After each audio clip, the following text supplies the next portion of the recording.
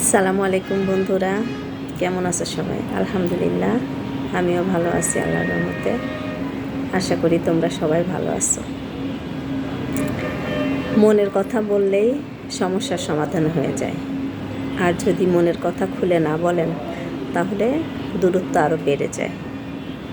এটা একজন বলেছে, আমি একটা পোস্টে দেখলাম। আসলে কথা ঠিক, মনের কথা খুলে বলাই ভালো। আবার অনেক সময় মনের কথা খুলে বললেও সেখানে ঝামেলা হয়। আপনার আমার মনের কথা যে আরেকজন গ্রহণ করবে তারও তো কোনো নিশ্চয়তা নাই। তাই ঠিক আছে, মনের কথা খুলে বলেন, কিন্তু চিন্তা ভাবনা করে যে সে আমার মনের কথা গ্রহণ করার মতো তার মন মানসিকতা আছে কি না, ইচ্ছা আছে কি না, তার মনের ভাবটা বুঝে তারপরে মনের কথা বলেন। তো আজকে এটুকুই ছোট্ট মেসেজ। সবাই ভালো থাকবেন।